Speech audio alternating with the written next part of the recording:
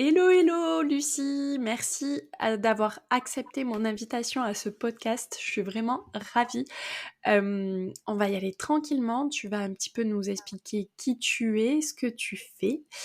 Et ça va être une super conversation entre Nana et tu vas nous donner quelques clés qui a fait que aujourd'hui tu es entrepreneur. OK. Alors, qui es-tu Lucie? Je suis Lucie.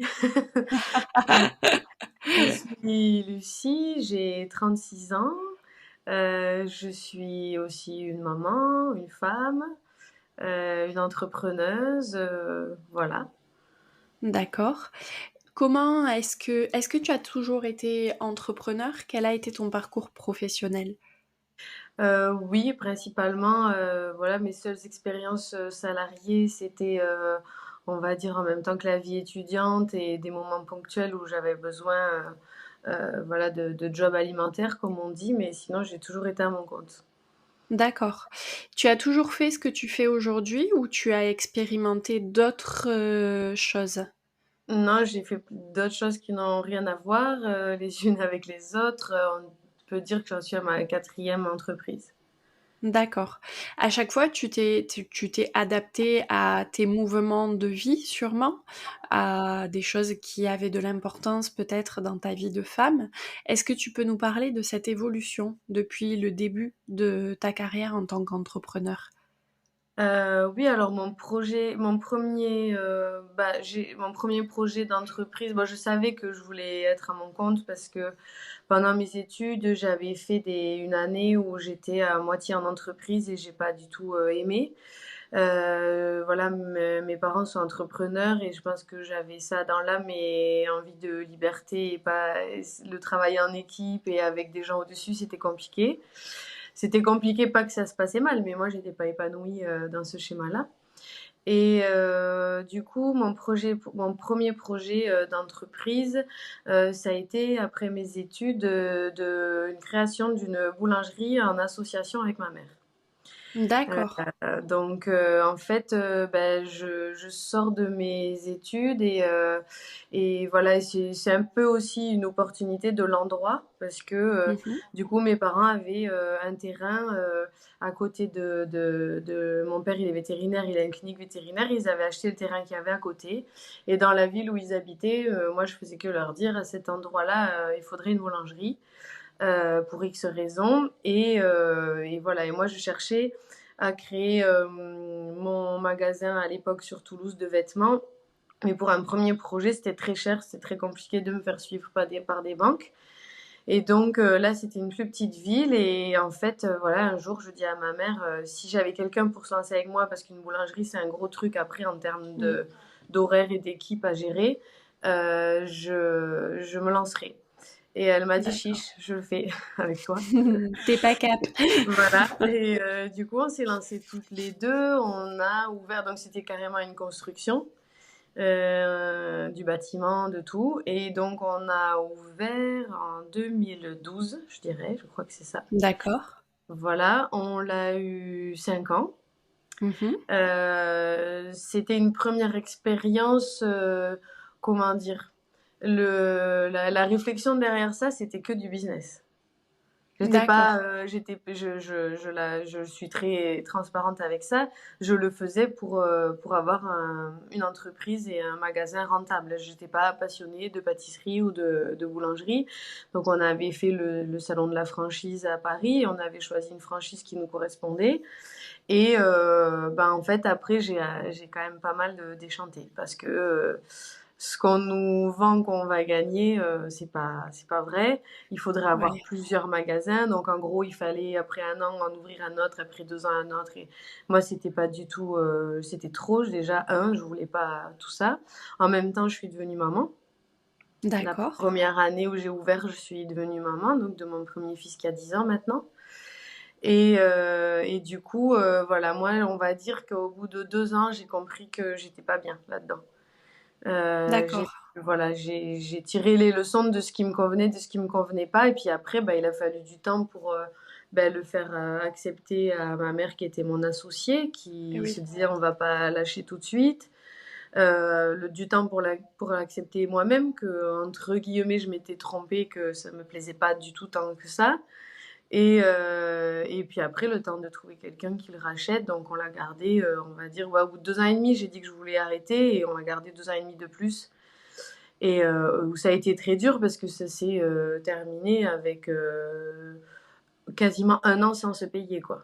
Parce que pour D'accord. diverses raisons économiques, du coup, il y a eu une route qui a été fermée, il y a eu des concurrents qui se sont ouverts à côté, enfin pour plein de raisons. Et voilà, donc ça a été un gros soulagement quand ça a été vendu. Ouais. En toute authenticité, travailler avec sa maman, 2 nanas ensemble et en plus quand c'est ta mère, ça est-ce que ça a pas aggravé le symptôme? Je crois pas parce que ça s'est très bien passé, on a une très bonne relation et on en garde vraiment un bon souvenir plutôt aujourd'hui quand on en parle, c'est genre on l'a fait, quoi. Oui. On a fait ça, on a fait ça ensemble. Elle, c'était un défi pour elle aussi parce qu'elle a toujours travaillé avec mon père et que là, c'était son entreprise à elle, pas du tout dans le métier de son père et elle avait 53 ans quand elle s'est lancée avec moi et voilà et on était très complémentaires, on n'avait pas du tout les mêmes compétences en fait. Et D'accord. voilà. Après, ce qui a été un peu plus difficile, c'est, on va dire, dans la façon de gérer.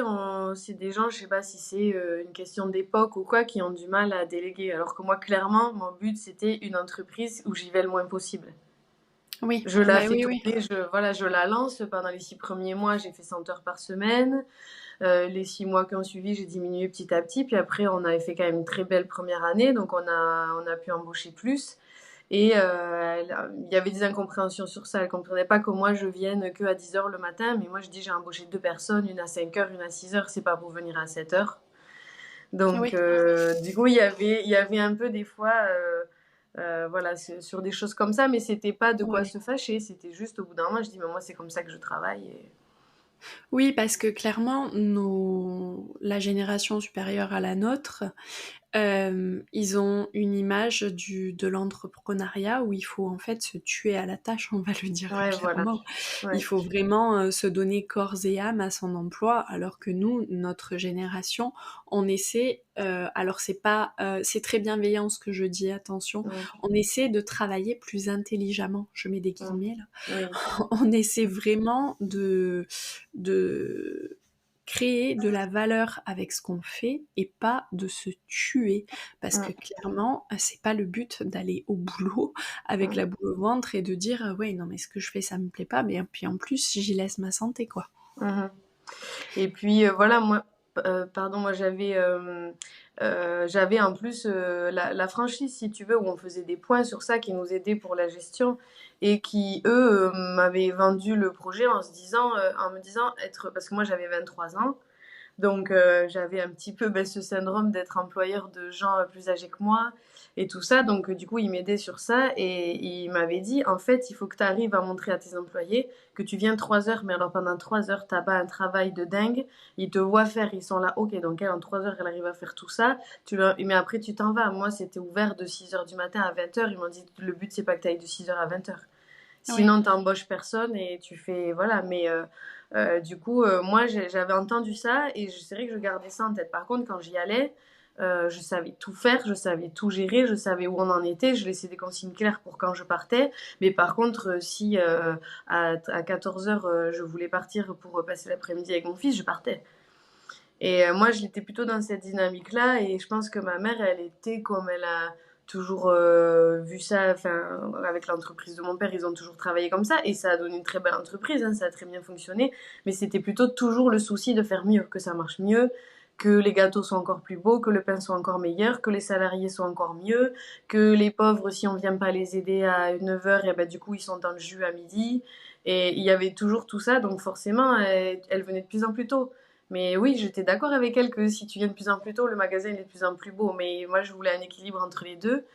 Donc voilà. Mais après, ça n'a pas été compliqué. Elle a été très très soutenante quand moi j'ai voulu arrêter et qu'il y a eu ce problème avec les travaux. J'en ai profité. Moi, je suis partie 4 mois en voyage avec mon mari et mon fils parce que c'était à l'arrêt en fait. On se regardait et on voulait d'accord. pas, voilà, on voulait pas licencier nos employés.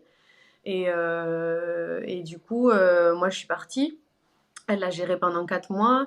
Et après, l'année avant de le vendre, je suis partie vivre à 2h30 de là où on avait monté notre boulangerie. Et donc, pendant quelques mois, presque une année, je venais que 3 jours par semaine pour l'aider, enfin voilà, pour la gérer avec elle. Et dès qu'elle voyait qu'il y avait une possibilité que je vienne pas, elle me disait de pas venir. Elle l'a tenue jusqu'au bout. Elle a été très soutenante. Elle comprenait bien que pour moi, là, c'était plus très drôle à presque, ouais, à 30 ans, de venir bosser sans gagner le sou et de pas être dans l'endroit où je voulais être. Donc, entre nous, ça s'est très bien passé, on va dire. C'était une bonne association. Bon, tant mieux. Mais c'est beau ce que tu dis et c'est très authentique parce que non, la création d'entreprise, être entrepreneur, c'est pas toujours le fun. Non. C'est bien de le souligner parce que quelquefois sur les réseaux sociaux, on voit ouais, sois entrepreneur, la liberté et tout ça, mais oui et non. Et des fois non. Et avant d'arriver à ce que tu veux vraiment, bah, il faut passer par plusieurs étapes et il faut passer par plusieurs prises de conscience et par plusieurs leçons. Donc ça a été ta première leçon. Est-ce que tu te dis au final que faire quelque chose juste pour le business, c'était une mauvaise idée? Oui, c'est la leçon que j'en ai tirée. C'est que quand tu le fais que pour l'argent, j'aime pas trop cette expression parce qu'on dirait quelqu'un qui devient requin alors que je suis restée humaine avec mes employés, avec ma mère, avec voilà, j'étais pas j'aime quand on le dit comme ça, mais en gros c'était ça, c'était un projet, juste un business plan, il va se passer ça, ça et ça, je vais retirer tant de bénéfices et c'est pour ça que je l'ai fait. Et du coup, après, moi, j'ai découvert que j'ai quand même beaucoup aimé ce qui était manuel. J'aimais beaucoup moi, être dans le labo derrière et fabriquer des choses. Le contact client, c'était pour moi très compliqué parce que c'est un peu, bah, à cause du supermarché, c'est un contact où il y a 8 clients sur 10 qui te calculent pas. Qui te disent une baguette là-bas, qui te la montrent comme ça. Et toi, c'est ton Ouais. chez toi, tu l'as construit, tu es là depuis 5 heures du matin des fois. Et voilà, ça c'était un peu difficile. Je préférais être derrière et faire des choses avec mes mains. Et après, oui, la grande leçon que j'en ai tirée, il y en a deux, c'est que je savais que je voulais être à mon compte, ça c'était sûr, et parce que j'avais pas de regrets sur ça. Je dirais peut-être qu'il y en a, oui, il y en a trois. La deuxième, c'était qu'il fallait que je fasse quelque chose qui me plaise vraiment. Et la troisième, c'était que je voulais pas d'employé. Je suis pas faite pour ça, j'ai détesté ça. Ouais, c'est pas facile de gérer de l'humain parce qu'on a tous des contextes différents. Et Mm. toi, tu vas voir les choses à travers ton prisme et ton employé à travers son propre prisme à lui. Mm. Et pour accorder les deux, c'est quelquefois très compliqué selon justement bah, ton contexte, comme j'ai dit. Ouais. Et du coup, ensuite, tu as fait quoi? Et donc ensuite, quand ça s'est vendu, ça c'était dans le Gers, on est parti vivre dans les Landes à côté de Housegor avec mon mari et notre fils après notre voyage. Et donc quand ça s'est vendu, j'ai pris du temps. J'ai Oui. pris du temps. Je crois que j'ai pas travaillé pendant 1 an et demi. Mhm. J'ai pris du temps, voilà, parce qu'on a quand même fait un bénéfice en le vendant, plus récupérer l'apport que j'avais mis dedans. J'avais de quoi vivre pendant quelques temps. Et j'ai profité avec mon fils, je me suis occupée de lui, de notre maison, de tout ça. J'ai réfléchi à mes projets futurs. Et il y a eu au milieu un drame familial qui a fait qu'il y a eu quand même un ralenti. Je vivais avec mon frère et ma belle-sœur dans la même maison. On était tous venus vivre ici en même temps et ils ont leur fille qui est décédée à la naissance. Donc toute cette période-là, ben, je n'étais pas du tout dans des projets professionnels. On était dans, dans la vie, quoi. Voilà, accompagner mon fils là-dedans, les accompagner eux, s'occuper d'eux, vivre moi mon chagrin de mon côté. Donc il y a eu toute cette période-là où il n'y avait pas de projet pro. Et à un moment dans cette période-là, je sens que j'ai besoin d'avoir un endroit à moi et de faire quelque chose de mes mains. Et je me suis mise à faire, ça, ça a été, on va dire, une toute petite entreprise dans mon parcours, mais j'ai loué un petit bureau et je me suis mise à faire des macramés que je vendais D'accord. sur internet. Alors, pas de quoi en vivre, en gros, ça me payait mon bureau, mais je suis pas partie très loin dans cette entreprise là. Et mais voilà, c'était plus une bulle pour sortir un peu de la maison, du quotidien et me remettre un petit peu, voilà, puisque vu que j'avais découvert que j'avais envie de faire quelque chose de mes mains, j'ai voulu essayer ça. Je me suis rendu compte très vite que ben, le temps que ça prenait pour que ce soit rentable, il aurait fallu qu'un macramé que tu accroches au mur assez grand, mais pas non plus énorme, il aurait fallu que je le vende 500 euros, quoi. Donc, Oui, voilà. Donc, ça s'arrête assez vite. Voilà. Donc, ça m'a permis de faire, de me poser. Et puis après, en fait, avec mon mari, du coup, on a racheté un restaurant. ouais, Donc là, dans les Landes, donc un restaurant, mais type pas du tout en mode on veut plus avoir de vie, un restaurant que le midi dans une zone en fait où c'est une zone ici où il y a beaucoup de magasins d'usines, beaucoup de bureaux, beaucoup de voilà, comment on dit, une zone artisanale, commerciale oui. quoi. Voilà. Donc c'est ouvert que du midi, du lundi au vendredi. Et voilà, on a racheté ça tous les deux. Et là, que nous deux sans employés. Moi en cuisine, puisque moi je préférais être derrière. Et que lui, il a des grandes qualités pour être devant. Il a des super qualités relationnelles. Et voilà, donc on a ouvert ça tous les deux. Ça s'est très bien passé. C'était très chouette. Et le Covid est arrivé. Ah oui, Voilà. ce fameux Ce Covid. fameux Covid. Ouais. Et il est arrivé en même temps que mon second enfant. Donc, du coup, je tombe enceinte en février et Mhm. en mars, on nous dit de fermer le restaurant. Génial. Donc, du coup, quelque part sur le coup, j'ai un petit peu le truc de, tu sais, comme quand t'es à l'école, t'es petit, quand on te dit le prof est pas là, il y a un petit soulagement quand même, tu vois. Parce Oui. que, en fait, j'étais enceinte et j'avais des nausées terribles que, du coup, j'ai eu le truc quand on m'a dit de fermer. Je me suis dit, ah, cool, j'y vais pas lundi parce que j'ai envie de vomir et j'ai pas envie de cuisiner. Donc, il y a eu ça, le premier effet, mais après, où, voilà, on a assez vite déchanté. Quelque part, du coup, c'était une grossesse où bah, j'étais au repos, donc ça, c'était super bien. Mais du coup, ben, en fait, c'était basé sur les aides du chiffre de la première année. Et notre année avant celle-là, ben, c'était zéro, puisqu'on était ouvert depuis 6-7 mois.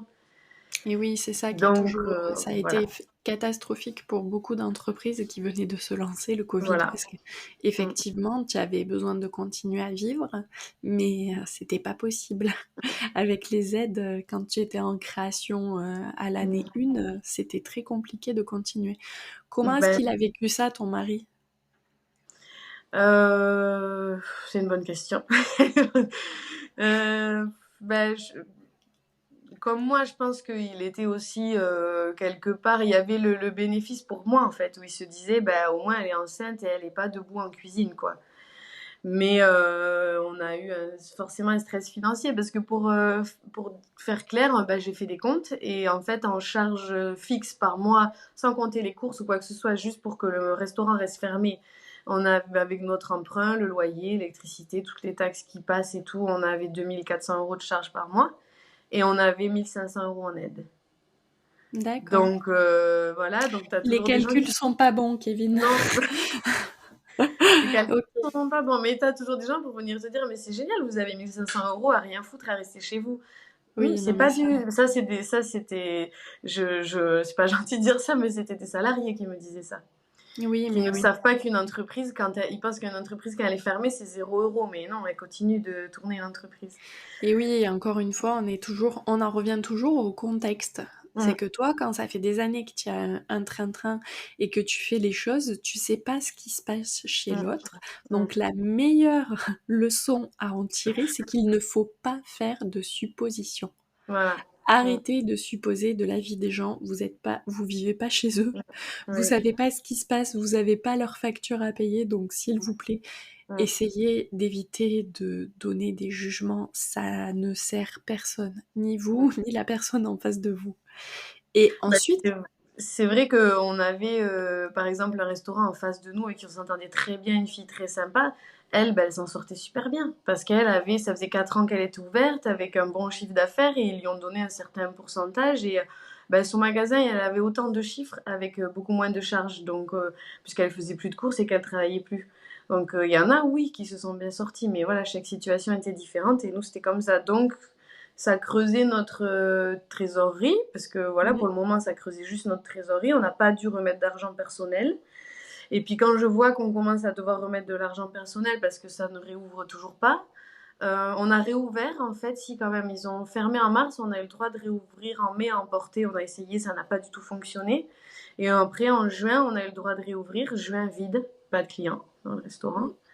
Et juillet, août, vu que moi je suis dans un endroit très saisonnier, ça a cartonné 2 mois. Mais 2 mois pour attraper une année, c'est pas suffisant. Non. Surtout que moi, j'avançais quand même dans ma grossesse et que ben, le travail devenait de plus en plus difficile en cuisine. Voilà, mais ça s'est bien passé l'été.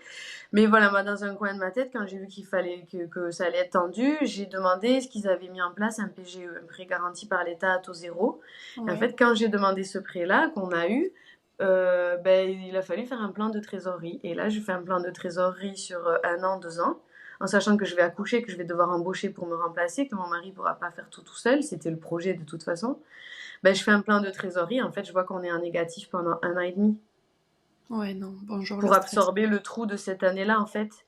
Donc là, je dis, attends, en fait, je vais devoir assez vite mettre mon fils chez la nounou ou à la crèche pour pouvoir licencier la personne rapidement, que ça coûte moins cher, que moi, je viens de travailler gratuitement. Et j'avais connu ça, en fait, à la fin de ma boulangerie. Je me suis dit, non, je vais me refaire des nœuds dans la tête d'aller travailler gratuitement, c'est pas possible. Et du coup, ben, j'avais une agence que je connaissais où j'ai dit, voilà, est-ce que ça se vend, un restaurant pendant le Covid? On m'a dit oui, on fait encore des ventes. Et donc, je lui ai juste glissé que si ça correspondait à une attente de quelqu'un, qu'elle me l'envoie. On n'a pas mis d'annonce ou quoi que ce soit. Et il y a eu des gens qui ont visité en octobre et c'est ce qu'ils voulaient. Et on a vendu. Du coup, là, ça a été refermé. Et là, pour le coup, ça a été fermé 7 mois. Et donc, vers la fin de ces 7 mois, on a finalisé la vente et on y est pu retourner. D'accord. Et là, encore une fois, c'était en quelque sorte une bénédiction, puisque au final, c'était quand même la restauration, c'est quand même un sacré job. Ouais, après, on était. Bah après, on l'a pas fait assez longtemps, sûrement, pour se rendre compte vraiment sur du long terme. Mais nous, on le vivait vraiment à la cool, quoi. On avait des horaires. En fait, on avait mis notre fils dans une école juste à côté. On arrivait, on l'amenait à 9 heures à l'école. Nous, on allait à 9 heures au resto. On faisait notre cuisine pour le midi. On faisait notre service du midi. Il finissait l'école à 4 heures. On avait fini, on allait le chercher. Et Ouais. on faisait ça du lundi au vendredi. Le mercredi, il venait avec nous. Et voilà, et on avait nos week-ends. Et quand il y a eu des fois, je sais pas s'il y avait un week-end de 3 jours, si on voulait fermer un lundi, on fermait un lundi. Enfin, voilà, et ça marchait de mieux en mieux jusqu'à ce qu'il y ait le Covid, en fait. On avait des bons retours, on avait de plus en plus de monde qui venait. Donc, on n'a pas eu le temps de se dire, oh là là, c'est épuisant. On le voyait Oui. pour l'instant plutôt comme un truc avec ce qu'on avait vécu, parce que mon mari avait travaillé 2 ans avec moi à la boulangerie avant. Donc, avec tout ce qu'on avait vécu, les leçons qu'on avait tirées, on s'était quand même créé une entreprise qui nous convenait sur plein de points. D'accord. Voilà. Et là, aujourd'hui, après toutes ces expériences, est-ce que tu as eu encore une expérience avant de faire ce que tu fais aujourd'hui? Non, Non? Tu es non. passé à ce que tu fais aujourd'hui maintenant et comment tu en es arrivé là? Alors raconte-nous ce que tu fais aujourd'hui. Là, aujourd'hui, je suis consultante en sommeil pour les enfants de 0 à 5 ans. Donc, j'accompagne les parents qui veulent comprendre, améliorer, optimiser le sommeil de leurs petits. J'en suis arrivée là parce que ben donc la vente se fait. Je passe du coup ben, la première année de vie de mon fils avec lui, alors que pour le grand, j'étais retournée bosser à 2 mois avec mon entreprise et j'avais trouvé ça très dur. Mmh. Et là, bah là, je me dis, je prends le temps avant de repartir dans un truc. Maintenant, je veux faire vraiment quelque chose qui me plaît. L'expérience de restauration, c'est pas que ça me plaisait pas, mais c'était un projet à deux. Ça répondait aussi à beaucoup d'attentes et de désirs de mon mari. Il y avait les miens, mais moi, il y avait plutôt mon expérience qui apportait quelque chose au projet. Mais est-ce que c'était vraiment Mmh. ça que je me voyais faire sur le long terme? Pas vraiment non plus. Et du coup, voilà, je me suis posée, réfléchi à une reconversion professionnelle. Et en fait, avant de monter la boulangerie, enfin, pendant les 2 ans où s'était construit la boulangerie, moi, je savais que je m'étais un peu trompée, que j'avais pas su écouter vraiment ce qui m'animait à l'âge où on s'inscrit pour les études, et qu'en fait, je rêvais secrètement de faire des études de psycho. Donc, pendant les 2 ans où s'est construit la boulangerie, j'ai passé par correspondance, parce qu'en même temps, j'étais surveillante, je travaillais aussi, j'ai passé ma licence de psycho. D'accord. Et que là, je me suis rendu compte que quand on fait quelque chose qu'on aime, c'est très facile. Parce que les études que j'avais faites avant, j'avais fait du droit et du commerce, bah, c'était des études, quoi. Ça me faisait pas forcément kiffer de réviser. Là, j'avais pas besoin de réviser, en fait. J'ouvrais mes polycopiés, comme si c'était des livres que j'aimais, quoi. Et voilà, bon, il y a toujours une matière au milieu ou deux où c'est plus délicat, mais quand même, en général, voilà, souvent on me dit comment t'as fait ça chez toi en même temps que tu travaillais, t'allais jamais en cours.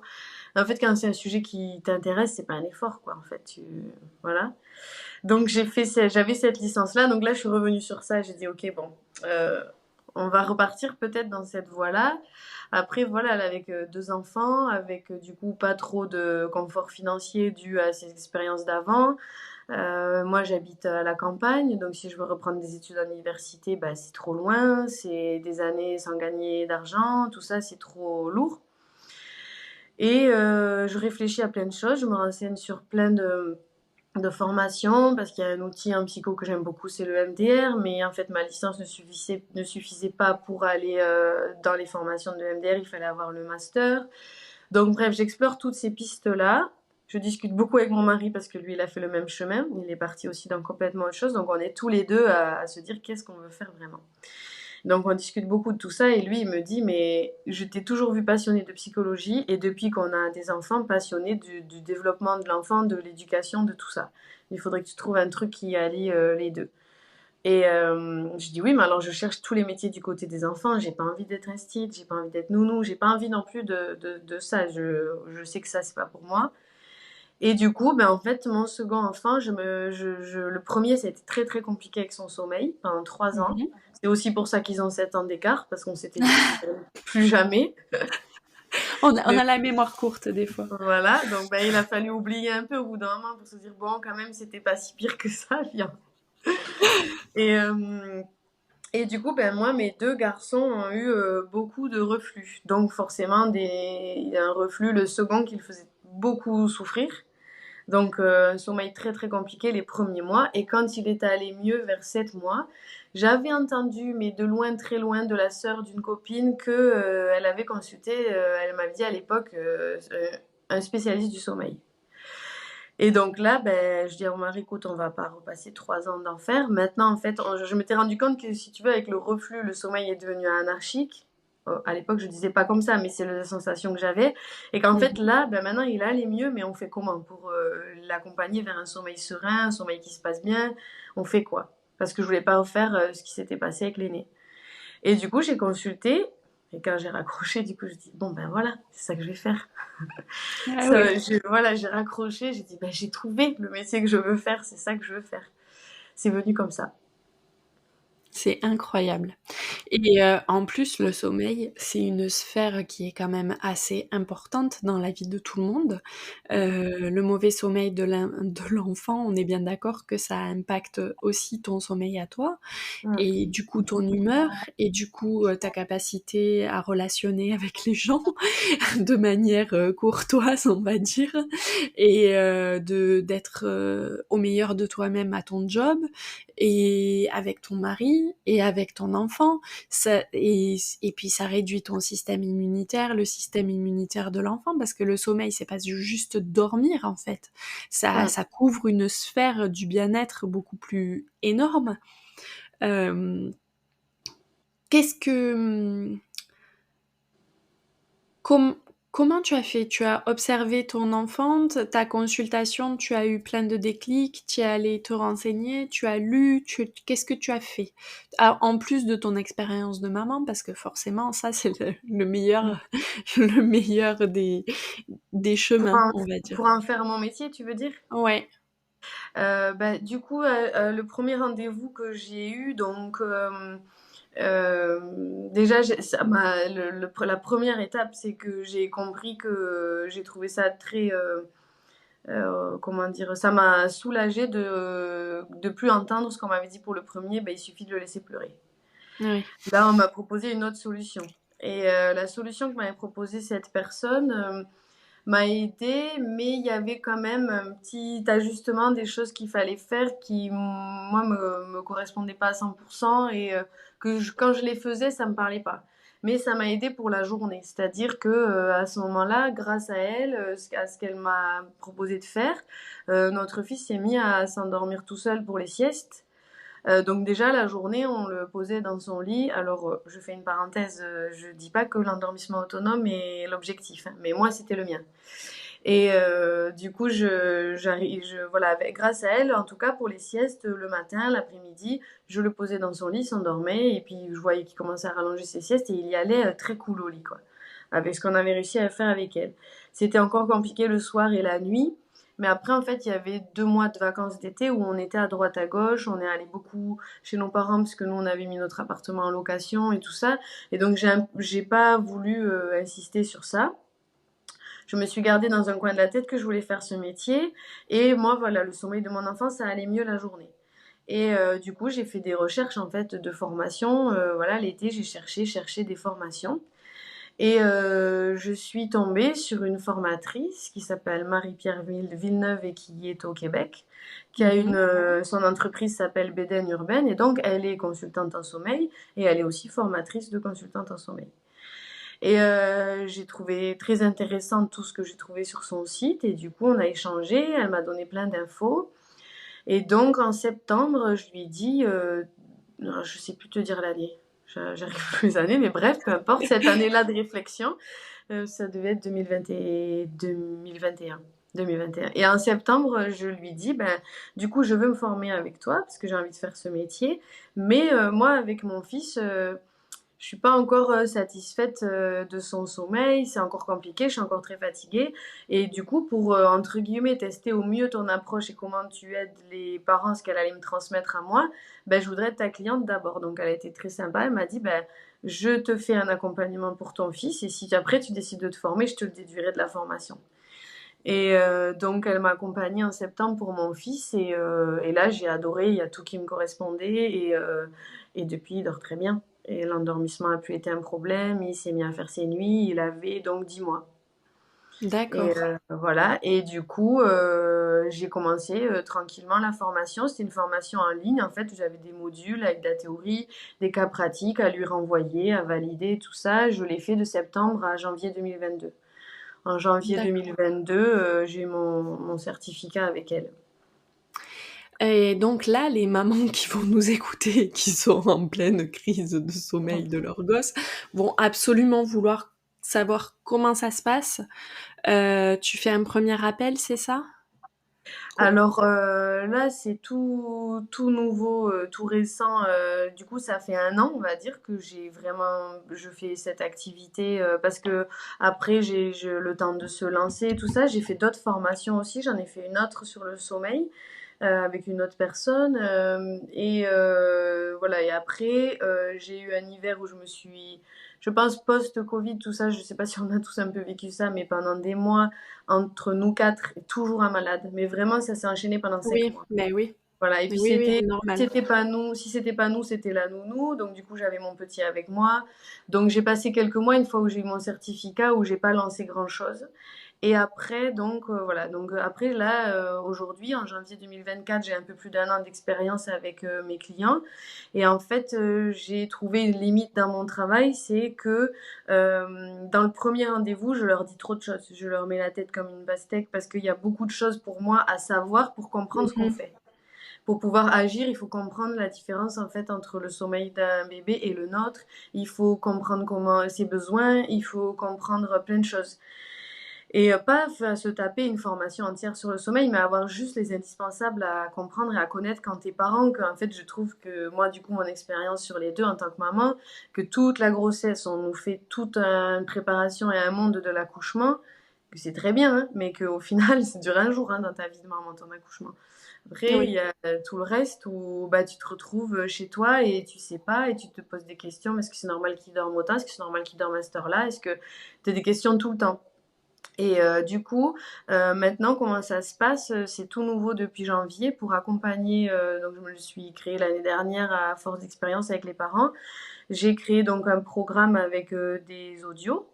J'ai Mhm. essayé vraiment de le penser, voilà, parce que moi j'ai été cette maman de le penser pratique et avec une maman ou un papa qui est fatigué. Et du coup, c'est un programme avec des audios, il y en a à peu près une vingtaine, et en fait, c'est des audios de maximum 10 minutes. Et c'est pas le but de devenir un grand savant sur le sommeil, c'est vraiment les infos j'ai condensé vraiment celles qui sont nécessaires à comprendre. Et après, on fait le premier rendez-vous. Comme ça, dans le premier rendez-vous, on rentre direct dans le vif du sujet du sommeil de cette famille et de cet enfant. J'ai plus besoin d'expliquer toute la base. Après, dans ces audios, c'est vraiment juste, on va dire, de la théorie, de la base à comprendre. Et après, un rendez-vous avec les parents. Là, on rentre dans le vif du sujet de ce qui se passe pour eux et de leur définir avec eux leur objectif. Et comme tu disais, le sommeil, c'est tellement global, on est amené à parler de tout. Il y a des parents avec qui on va parler de leur parentalité. Des fois, juste définir les objectifs, on se rend compte qu'en fait, c'est compliqué, qu'ils avaient envie d'un dormissement autonome, mais qu'en fait, ils sont pas d'accord. Que du coup, en fait, c'est parce que quelqu'un leur a dit qu'il fallait faire ça, mais que la maman, elle est pas prête. C'est une étape hyper importante parce que quand on fait quelque chose avec un enfant, que ce soit le sommeil ou autre chose, si on n'est pas convaincu, j'ai envie de dire, on perd son temps et son énergie. L'enfant, il le Oui. sait. Il y a le double message de alors elle m'apprend à m'endormir toute seule, mais elle n'est pas sereine avec ça, du coup je vais pas m'endormir toute seule. Il y a un souci, c'est pas ok quoi en fait. Donc la première étape voilà, c'est de définir ensemble ce qu'on fait, puis après moi je les guide là vraiment avec des conseils pratiques comme moi elle a fait avec moi pour arriver à leurs objectifs. Je travaille avec un suivi, moi j'y crois énormément et je, je me refuse on va dire à travailler sans suivi. Parce que Mhm. c'est toujours pareil. Moi, j'ai peur que voilà, enfin, je veux pas que les parents ils aient dépensé leur argent et 1 heure ou 1 heure et quart en visio avec moi pour après être livrés à eux-mêmes. Il y a très très peu de chances qu'ils aillent au bout de leur objectif en fait tout seuls. Oui, oui, non, mais de toute façon, à partir du moment, c'est une forme de coaching que tu Oui, offres. oui, c'est Enfin, moi, ça. je le vois comme ça. Ouais. Et si tous les coachings que j'ai pris où il fallait juste regarder des vidéos et ensuite il n'y avait pas de suivi derrière, ben, je les ai pas fait, tout simplement, Ouais, hein. ouais. Voilà. Bah, Et moi, surtout je que suis honnête avec moi-même, mais il y a des gens qui auront pris les mêmes formations que moi et qui auront dit: «Ah non, mais ça marche pas. Non, mais voilà. clairement, ça a pas marché parce que je l'ai pas appliqué, en fait». Oui. Oui, Voilà. là, tu peux, si tu es très motivé, l'appliquer tout seul, mais en même temps, je sais que dans les jours qui viennent, il y a un moment où il y a quand même une petite question. Il y a quand même, moi, j'ai des parents, des fois, dans le suivi, qui me recontactent, je sais pas, au bout de 4 5 jours, qui me disent, bon, ben, on a appliqué ce que tu nous as dit ou ce que vous nous avez dit, et là, au bout de 5 jours, ça va pas du tout mieux. Puis je creuse, je leur pose des questions, ça va pas mieux dans quel sens, qu'est-ce qui se passe? Et en fait, moi, je vois qu'il y a une étape qui a avancé, mais eux le voient pas. Parce qu'en fait, leur besoin, il est tellement immense que ça se passe super bien, que les petites étapes, ils les voient pas. Donc, le fait de leur montrer, d'en parler, de réajuster des fois. Parce que c'est pas la peine non plus de rester 10 jours, 15 jours sur quelque chose si vraiment c'est le cas qu'en fait ça empire et que l'enfant il s'énerve trop. Du coup, Mmh. on réajuste aussi. Le suivi, il sert à ça. Moi, je peux pas garantir qu'en 1 heure de visio, j'ai trouvé le plan idéal de cette famille. J'essaye au maximum, mais si ça se trouve, en fonction des réactions de l'enfant, de ce qui va se passer, de ce que les parents ont bien voulu me dire, voilà, il y a des mamans qui arrivent pas à le voir au premier rendez-vous, qu'en fait, l'objectif leur va pas. Mais oui, Donc, non, mais on en reparle après. Donc, voilà, avec le suivi. Donc, je travaille avec un suivi de 1 mois sur WhatsApp. Donc, en fait, elle peut me laisser mmh, j'essaye que ce soit le plus pratique possible pour le parent, en fait. Elle me laisse un d'accord. vocal quand elles vont en voiture au travail, par exemple. Ils m'écrivent à l'heure qu'ils veulent. S'ils y pensent à minuit de m'envoyer un message, ils me l'envoient. Moi, c'est moi qui me gère, en fait, les heures de temps de travail où je leur réponds. Et du coup, ils m'écrivent quand ils veulent. Et après, on se refait un second rendez-vous vers la fin. Et, euh, et en général, même, il y a eu, c'est assez drôle parce qu'il y a eu forcément des parents, en fait, au second rendez-vous, tu te dis, ben maintenant, ils ont atteint leur objectif, tout va super bien. Est-ce que ce second rendez-vous va servir? Et on le prend, et en fait, on arrive à parler 3 quarts d'heure quand même du sommeil de leur enfant parce que il y a besoin peut-être même de comprendre encore mieux ce qui s'est passé, d'être sûr de le maintenir pour la suite et des clés pour la suite, parce que le sommeil c'est évolutif. Donc moi, quand je te dis que mon petit, il y a 10 mois, il a super bien dormi, depuis il y a eu des étapes de dingue où ma formatrice m'a aidée aussi. Oui. Parce que il y a des choses, il y a la vie, il y a l'enfant qui grandit, il peut y avoir l'entrée à l'école. Alors, des régressions du sommeil, ça ne veut pas dire qu'il faut consulter à chaque fois, mais voilà, j'aime bien quand c'est fini, qu'ils ont atteint leur objectif, pouvoir parler de l'après aussi, quoi. Oui et bizarrement, c'est vrai ce que tu dis, on nous prépare énormément ça m'a frappé quand tu l'as dit. On nous prépare énormément à l'accouchement. Bon, alors c'est super, hein, entre vous et moi, la Mm. préparation à l'accouchement, c'est quand même super important, mais on en fait des caisses et on ne fait rien pour l'après. C'est vrai Non. que moi j'avais eu des neveux, donc je savais un petit peu comment ça fonctionnait, mais ma relation avec mes neveux était pas du tout la même qu'une relation mère à l'enfant, donc il a fallu que j'ajuste. Mm. Et c'était pas, et il y a des fois c'était pas du tout rigolo. Mais tu te sens seule. Mm. Tu te sens seule en tant que maman parce que t'es crevée, parce que t'as même pas le temps d'aller te brosser les dents, de te laver les cheveux, parce que dès que tu poses ton gosse, il hurle et t'as personne qui te Mm. donne une solution. Donc c'est vraiment, Lucie, tu es une bénédiction dans la vie des mamans. J'espère que t'en as bien conscience parce que franchement, Bah, ça c'est vraiment, c'est... oui, c'est vraiment pour ça que je le fais parce que moi, j'ai vécu la différence entre les deux et sur le premier, mais ça en est venu, je le disais tout à l'heure en plaisantant, mais ça en est venu au point qu'on n'en voulait pas d'autre avec mon mari. Mais oui, je Parce comprends. que on n'avait rien contre lui, on l'aimait de tout notre cœur, ça a rien entaché de notre lien d'attachement et de notre relation. Mais par contre, tu te sens, en fait, c'est souvent, moi j'avais fait des posts sur ça et que j'explique aux parents, le sommeil anarchique de ton enfant n'a rien à voir avec tes compétences parentales, en fait. Non. Rien. Sauf que la première question qu'on se dit, c'est qu'est-ce que j'ai fait de mal? Qu'est-ce que je fais de Oui. mal pour qu'il dorme pas comme celui de ma copine, là?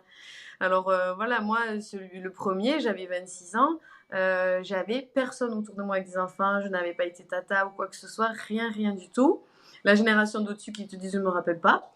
Et donc voilà, donc j'avais aucun référent. Donc mes références, c'était les professionnels. Ben, je suis tombée sur un pédiatre qui m'a dit ah ben un bébé ça pleure, vous saviez pas? Donc voilà, un bébé, ça pleure, et ben du coup, c'est comme ça. Et donc là, même pas de solution, de rien du tout. Et après, j'en ai parlé avec un psy et qui m'a parlé de ça, de le laisser pleurer. Et je l'ai fait, et ça m'a tordu le ventre. Il fallait que j'aille, que je sorte de la maison tellement c'était horrible. Et en termes de résultats, en plus, oui, forcément, il y a des résultats. Parce que l'enfant, on lui apprend qu'il a beau hurler pendant une demi-heure, on ne viendra pas. Donc au bout de quelques jours ou une semaine, il arrête de hurler, hein, il sait qu'on viendra pas. Mais bon, ça, dans ce qu'on, c'est pas le message qu'on veut envoyer à notre enfant en fait. Ben, Et pour donc la moi, construction de la confiance mère-enfant, je suis pas moi, sûre que ce soit... ben, moi, ce qui s'est suivi de ça, c'est qu'il y a eu derrière ça, il y a eu 1 an et demi. Moi, j'appelais ça à l'époque des insomnies, mais je sais maintenant que je suis formée à ça, que ça s'appelle des éveils longs. C'est-à-dire que pendant 1 an et demi, mon fils, il pouvait être réveillé de minuit à 3 heures, de 1 heure à 4 heures, et il voulait plus que je le remette dans son lit en fait. Mais oui. Et là, on fait que te dire, mais c'est peut-être parce que tu es stressé par ton entreprise, il doit le sentir. C'est peut-être parce que, enfin, voilà, donc c'est que des choses comme ça. Des choses qui sont pas fausses. C'est vrai que les enfants sont des éponges et que tout ça, c'est vrai, moi j'en parle avec, mais vraiment avec des grosses pincettes. Je dis toujours aux mamans, l'idée c'est de comprendre, pas de culpabiliser. Et Oui, la vie, elle est faite qu'il y aura toujours des moments où nous, on va traverser quelque chose de difficile pour nous et ils vont le sentir. Mais déjà, quand on comprend, c'est OK, quoi. Je et dis, oui. voilà. Donc voilà. Et après, quand j'ai vu la différence, en fait, moi, j'ai vraiment. Ce que j'ai beaucoup aimé avec le deuxième accompagnement que j'ai eu avec ma formatrice, c'est que elle le dit, elle, comme ça, elle dit, en fait, et c'est comme ça qu'elle nous a formés, on est un partenaire avec le parent. En fait, on va se prendre main dans la main, on va y arriver. Et en fait, moi, c'est ça que j'ai adoré dans le suivi. Moi, je pense que elle, c'était par mail. Je pense que tous les 2 jours, je lui envoyais un mail. Pas des questions énormes, mais des trucs de, ben moi, mon fils à l'époque, il était debout. Et je lui dis, ben en fait, qu'est-ce qui se passe? Que je le rallonge 10 fois, puis du coup, ça le fait rire sur des petits trucs comme ça. Puis elle me disait comment faire pour qu'il le prenne pas comme un jeu. Et puis voilà, et puis après, pendant 2, 3 jours, j'essayais, puis après, je lui reposais une question. Mais en fait, il y a un truc qui est assez dingue que moi j'ai vécu donc en me faisant aider et que j'ai des clientes qui vivent avec moi, des clients, parce que souvent ils sont en couple, aux consultations. Il y a un peu le syndrome de la première nuit, c'est-à-dire que le jour où ils ont eu rendez-vous avec moi, cette nuit-là, l'enfant dort super bien. Et ils n'ont pas encore mis en place quoi que ce soit. Ouais. Ça veut bien dire qu'il y a un bénéfice juste déjà d'avoir du soutien en fait. Oui, bah Je oui, pense complètement. que on dit il n'y a rien de magique dans le sommeil et tout ça. Non, moi, tout ce que je leur dis après de mettre en place, c'est pas magique, ça prend du temps, on réajuste, il faut de l'énergie, il faut du tout ça. Mais il y a quelque chose de magique dans le soutien quand même, je trouve. Parce que, alors ça arrive pas chez tout le monde, mais il y en a qui me disent le lendemain, mais c'est dingue, j'ai encore rien mis en place, il a trop bien dormi cette nuit. Oui, mais Et alors ça c'est l'effet coaching en fait, à ouais, n'importe quel niveau, c'est que tu te positionnes autrement parce que tu as décidé. Et je pense que ça apporte beaucoup de puissance. Ouais, Et il y a beaucoup de gens qui perdent leur temps à lire des bouquins, à essayer des trucs, ouais, alors que non, faites-vous accompagner. Arrêtez ouais, de vous taper sur la tête, ouais, faites-vous accompagner, vous gagnerez du temps, de ouais. l'énergie, de la santé, vraiment, c'est très important. Et ben oui, c'est ça, quoi, le truc de la première nuit. Et moi, je l'ai vécu. Et alors, pour te dire à quel point j'avais rien mis en place, c'est que j'ai couché mon fils. Et comme elle allait au Québec, j'ai eu le rendez-vous avec elle. Moi, il était 21h. Il était déjà au lit. Et cette nuit-là, la première fois de sa vie qu'il se réveille pas. Donc le lendemain, je lui dis, bah c'est bon, j'ai plus besoin du suivi. Elle m'a dit, non, non, c'est la première nuit, ça va pas le faire à chaque fois. Mais je me suis dit, ça veut dire que juste, je sais pas, dans ma posture, dans mon énergie, dans les énergies de la maison, du coup, il a peut-être senti qu'il y avait un truc qui était apaisé parce que moi, j'ai senti que j'ai raccroché avec elle et que j'ai fait, ok, c'est bon, on n'est plus tout seul. On a quelqu'un qui posait toutes nos questions, même si on a l'impression qu'elles sont bêtes. On a quelqu'un qui nous dit, en gros, je vais pas te lâcher tant qu'on n'a pas réussi, quoi. Mm. Donc, et ça, du coup, tu te sens déjà 10 fois mieux, tu te sens beaucoup plus motivé pour mettre des choses en place, et puis t'es plus perdu. Parce que comme tu disais, le truc des livres et tout ça, c'est ça en fait, c'est que de se faire coacher aussi, il y a un gain de temps. Parce que quand t'es crevé, que t'as ton job, que tu viens d'avoir un enfant, et quand il faut lire des livres, des articles de blog, des machins, oui, tu peux trouver des pistes et ça peut aider, mais il faut avoir le temps et l'énergie de faire ça. Ben, le coaching, clairement, il t'offre la clarté parce que la personne qui est en face de toi, quand Ouais, elle va t'écouter, elle va dire là, c'est ouais, là qu'il faut aller, le chemin, ouais, c'est celui-là. Et toi, tu y es passé devant 150 milliards de fois et tu t'es jamais arrêté. Tu t'es non, jamais ouais, dit c'est par là qu'il faut que j'aille. Alors que la personne en face de toi, elle te dit si, si, c'est ça. Et là, tu te dis mais putain, c'est aussi simple que ça. Mais ça vaut 10 fois le prix que je paye, en fait. Très clairement. ouais.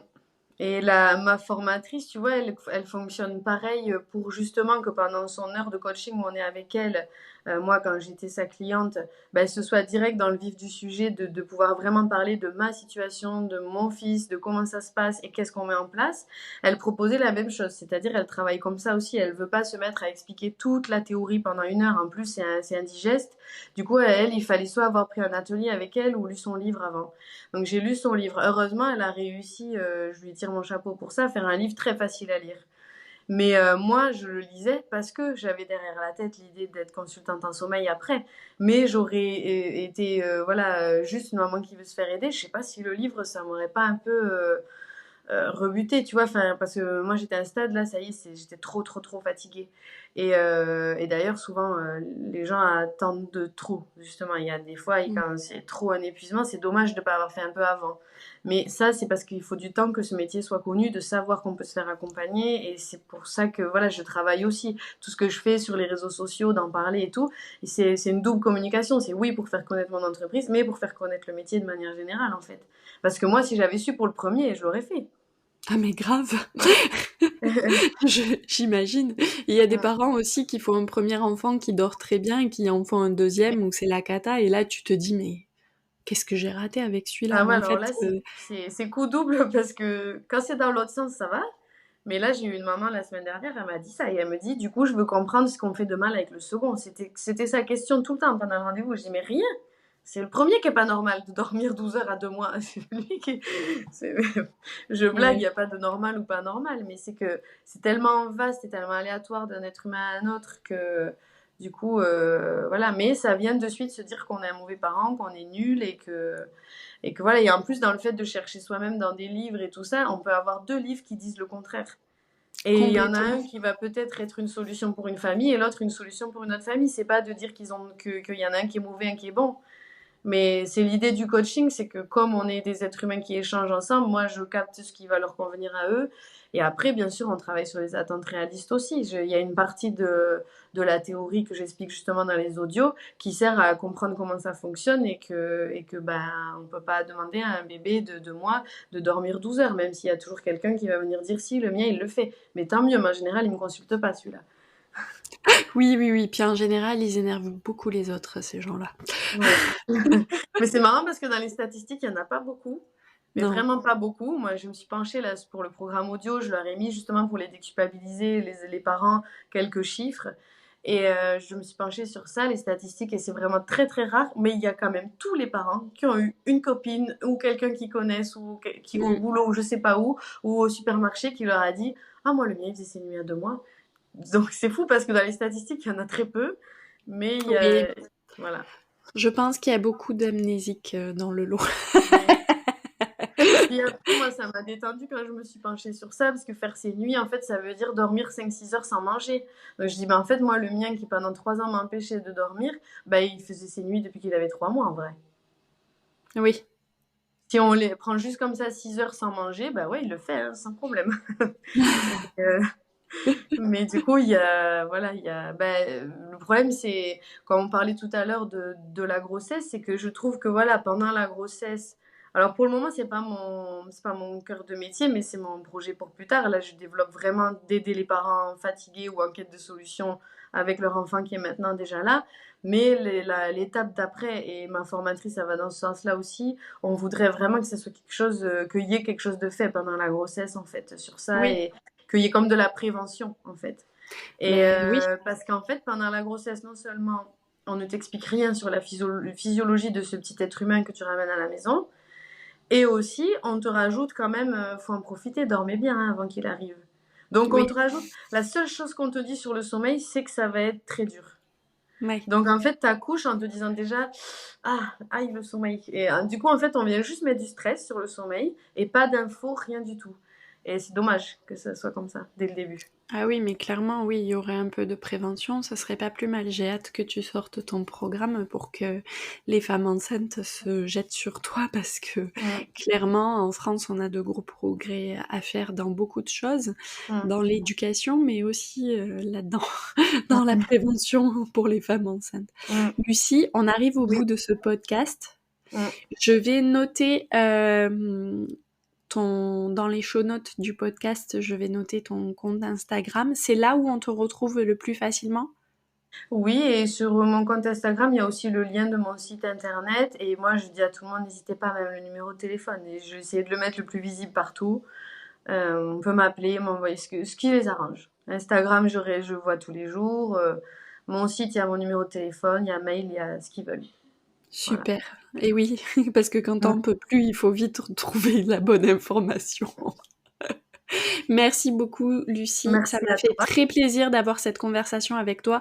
J'espère que beaucoup de mamans et de papas vont te contacter parce que vraiment, s'il y a bien quelque chose dans lequel il faut investir, c'est son bien-être et ce que tu offres, c'est juste génial. Merci, Lucie. Merci à toi, merci beaucoup.